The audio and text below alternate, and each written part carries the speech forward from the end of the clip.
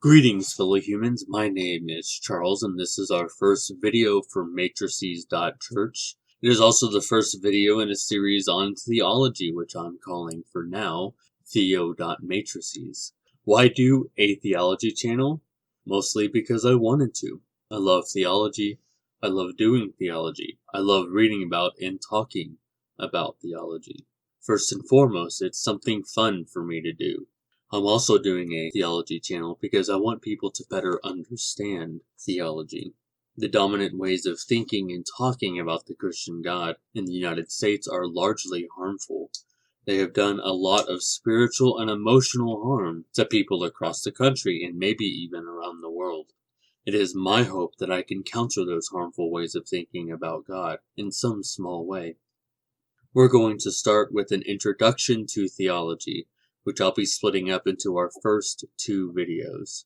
This is the first video. What is Christian theology and who is it for? The second will be, how do we do theology? Over the course of these two videos, we'll cover topics like what is theology, who does theology, and how do we do theology. These are introductory videos, and I will try to keep things as simple as possible, and many of the topics covered here will be expanded on in later videos. However, if you have any questions or need clarification, please leave comments. A disclaimer, I am not an academic theologian. My reading in theology is relatively narrow, and most of my theology work these days is done in a congregational setting. What I'm saying in these videos is not new or innovative. It's mostly a blending of more famous, intelligent, and better educated theologians than I, and hopefully condensing it into something that is easily digestible. As I continue with this channel, I may contradict myself or change my mind on something. This is a natural part of growing and learning. As I continue reading and expanding my sources, it's likely my views on things will change. I will do my best to highlight these changes when they occur. I have no qualms with saying my mind may change while making a YouTube channel focused on explaining theology, because my hope is not that you would completely agree with what I have to say in these videos, but rather that they would provide for you a springboard to do your own theology. With that said, let's jump into the meat of this video. What is Christian theology and who is it for? A quick overview to give you an idea of what we'll be talking about. We will talk about how theology is really just talking about God. Theology is for everyone. Theology feeds our imagination to work for a better world. Theology is rooted in hope. And finally, we'll talk about how theology is concerned with eschatology, which, if we're just going to define it very simply, is a study of the last things. But theology is also concerned about the here and now. So what is theology? At its most basic, theology is talking about God.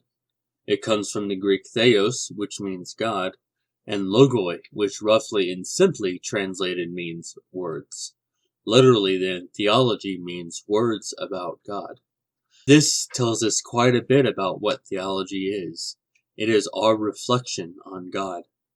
Specifically, Christian theology is concerned with the truths surrounding the Christian understanding of God, rooted in the person of Jesus Christ. Traditionally, this includes discussions on subjects like, what makes God God? What is the Trinity? Or how similar is God to us? However, theology goes beyond simply talking about God. To talk about God is to talk about the things God is concerned with. This means we must also talk about humanity, about society, about the environment, and about, well, a great many things. Some major topics in Christian theology include who is God? Who is Jesus? What does it mean to say that God created the world? What happens when we die? What does all of this mean for how I live my life?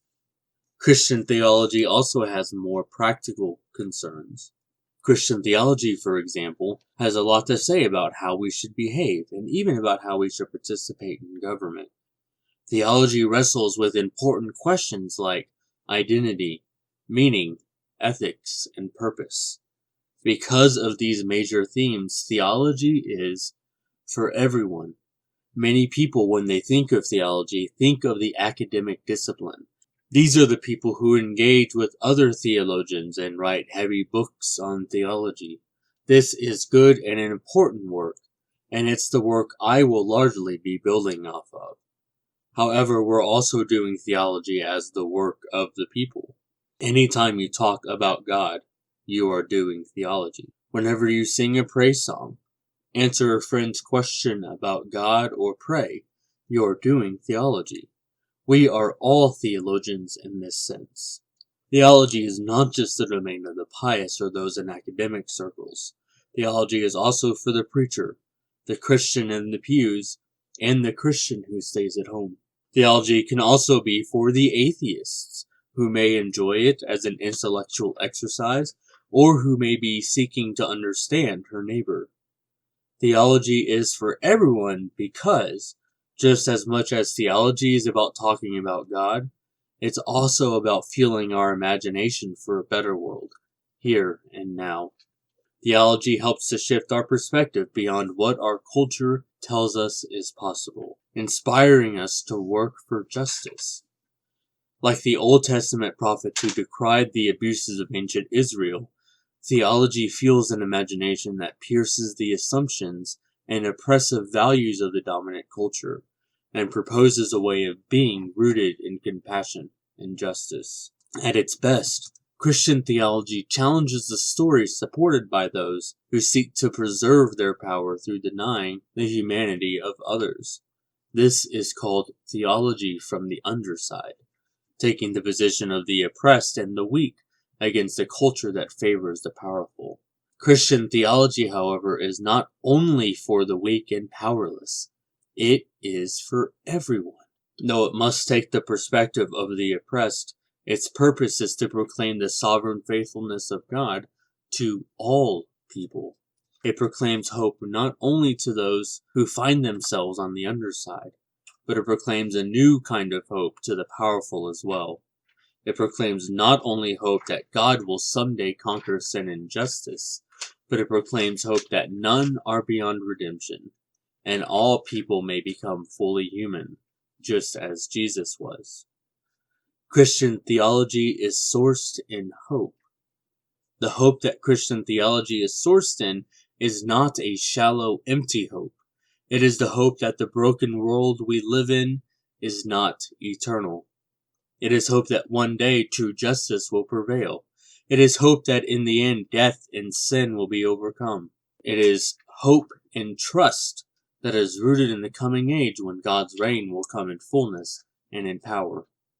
This is a true, deep, abiding hope that should create in us a sense of dissatisfaction and agitation concerning the world around us, challenging the false hope and power of our culture, a false hope that seeks to keep us satisfied and complacent. Christian hope looks not only to the coming kingdom of God as a future reality, but it also looks at it as a present reality. The future establishment of the kingdom of God does not just have meaning for the future, but it also defines the present and the past. For example, my wife gave me a number of pepper seeds for my birthday. My cayenne and my Anaheim plants right now look very similar. If I were to mix them up, I would have a hard time telling which is which right now, because they haven't produced any fruit. When they produce peppers, it will become clear which is the cayenne and which is the Anaheim. And it is this producing of fruit which will in the future define what cultivars they are in the present, or even what they were when they were just seeds. Their future defines their present. The future coming of God's kingdom gives meaning to the present because it declares the value of humanity, the value of creation, and the truth or falsity of the things said about God. This means that we must not only be concerned with the end times, but we must be concerned with imagining a better world here and now, fueled by our hope. This hope is a threat to the power of empire, which relies on the acceptance that this is just the way it is. In response, empires co-opt and neuter Christian hope, producing a sanitized, content, future-focused faith that doesn't challenge the current status quo. The result is a Christianity that looks very much like the historical European Christianity, and much of American Christianity today. The result is a Christianity that supports oppressive powers, puts aside justice work in favor of the future kingdom, and generally works to preserve the status quo in betrayal of the kingdom of God. Theology, true theology, must challenge the status quo. Theology is obligated to issue that challenge because it should stir in you, the one doing theology, a sense that things aren't right, that things could be and should be better right now. Followers of Jesus are called to break away from the complacency so many of us in the modern world are nested in. Theology is not limited to talking about God. Part of the work of theology is imagining a better world now. Well, that's it for now, fellow humans. I hope to have part 2 up soon. If you stayed with me all the way through, thank you very much. I'm happy if you've watched it, but feel free to like, subscribe, and comment, especially if you have questions or if there's anything that you'd like to see me cover. God bless, and peace be with you.